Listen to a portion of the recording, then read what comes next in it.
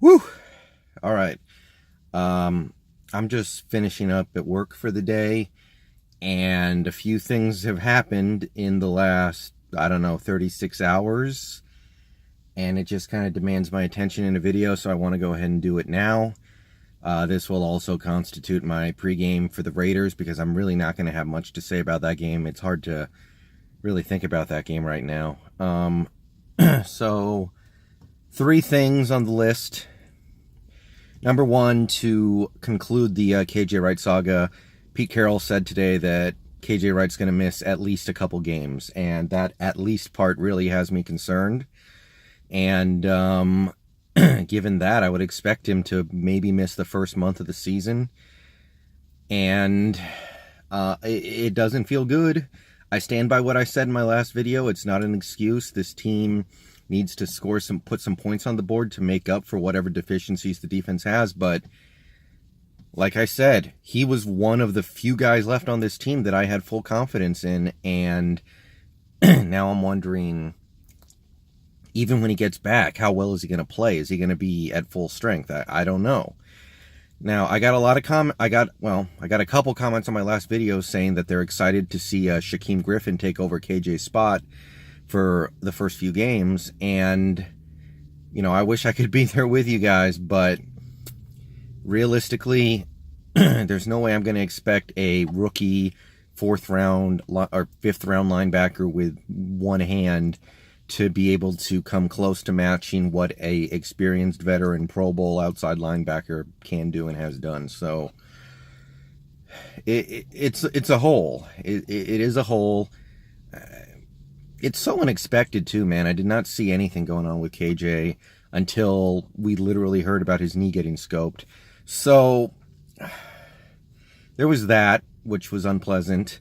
Yesterday, we got word that Doug Baldwin, who has missed the whole preseason and is going to be ready for week 1, is now saying, well, I'm not really going to be 100% at any point this season. It just is what it is, right?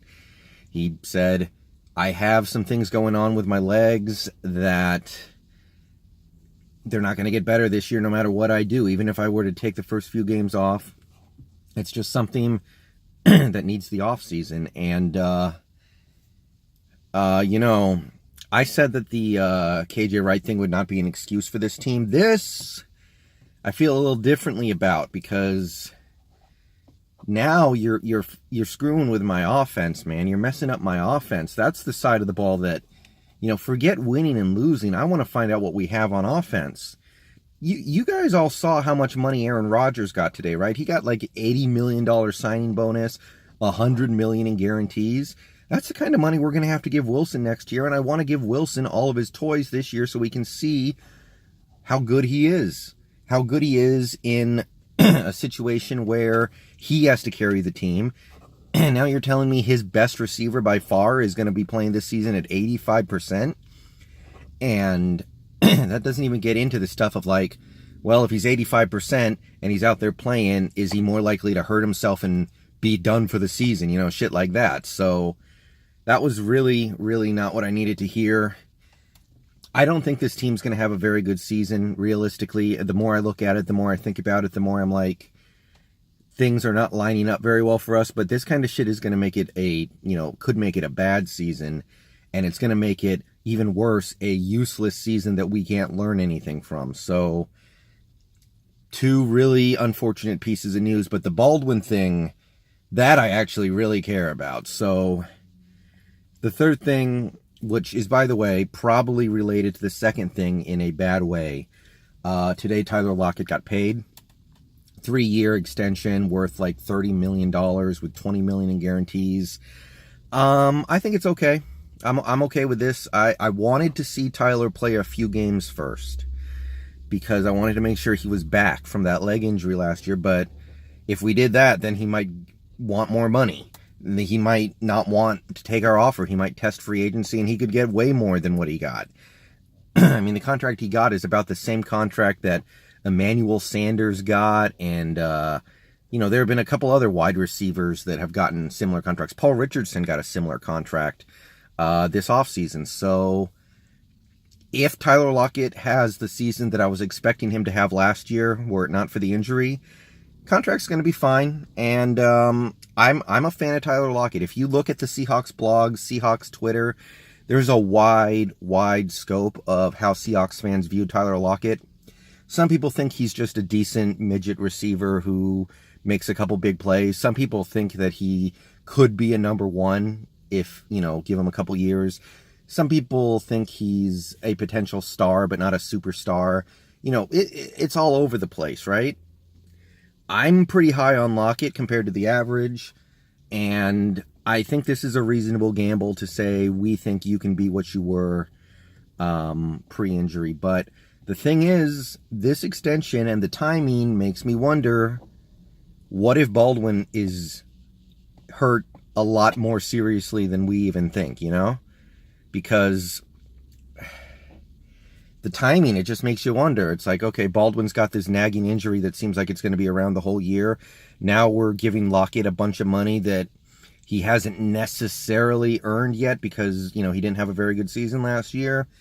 It makes me wonder, and it makes me really unhappy about what we could see this season, because this first month of the season is going to define us. It's going to define whether or not we can be a decent team or we're just going to have a crap season, because these first 4 games are against teams that we can beat, but they're not going to roll over for us. No team we play this year is going to roll over for us unless, like, maybe the Raiders or the Lions just fall off a cliff. But the second half of the schedule is brutal.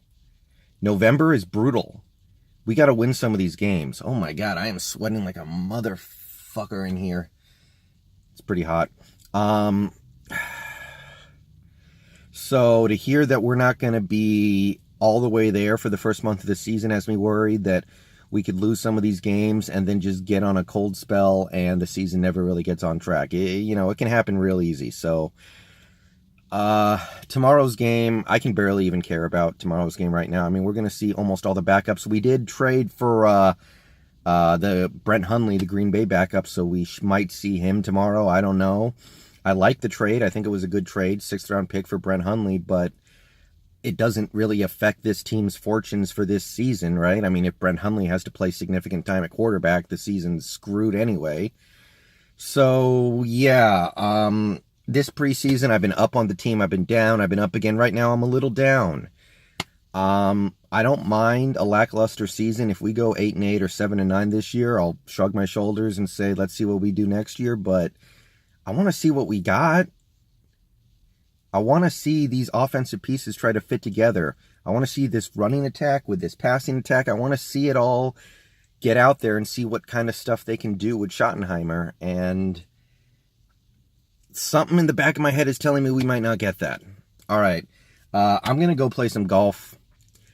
It's, we got maybe another month of golf weather, and then it's going to be a wrap. But I'm going to get out there. I'm going to shoot some golf.